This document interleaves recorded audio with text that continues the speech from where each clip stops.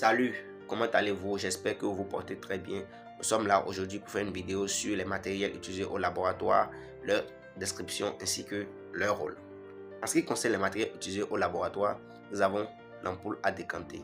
L'ampoule à décanter est un matériel en verre constitué d'un ballon et d'une tige. Le ballon constitue la partie supérieure et la tige la partie inférieure. Donc, son rôle, c'est de séparer deux solutions non miscibles contenues dans un mélange, c'est-à-dire deux solutions ayant des densités différentes contenues dans un mélange. Donc après cette décantation, le liquide ayant la densité la plus élevée se trouve au niveau de la partie inférieure, si vous vous rappelez bien, au niveau de la tige, et le liquide ayant la densité la plus petite se trouve au niveau de la partie supérieure, c'est-à-dire au niveau de l'ampoule. Mis à part l'ampoule à décanter, nous allons parler du bécher.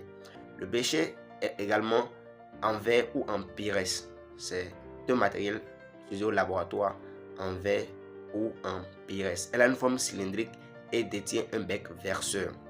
Nous avons les béchers de Griffin qui sont les petits béchers et les béchers de Berzelius qui sont les grands béchers.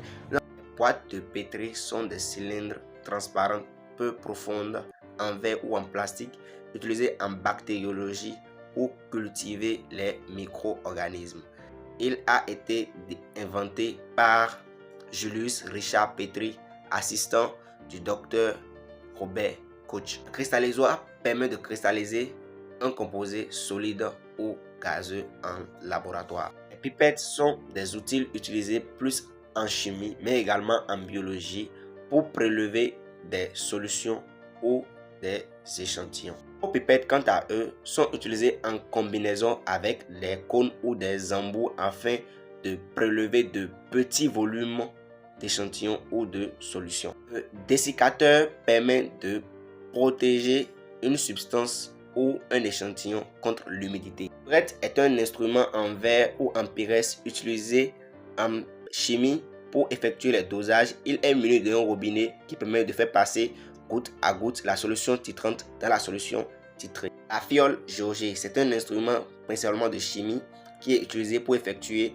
des dilutions et des dissolutions. Elle est constituée d'un fond sous forme de ballon et d'un bout sous forme cylindrique. Là, juste les quelques matériels que j'ai cités en donnant les rôles et les descriptions. Je suis à la fin de ma vidéo. Merci de m'avoir suivi jusqu'à la fin et n'oubliez surtout pas de vous abonner. Merci.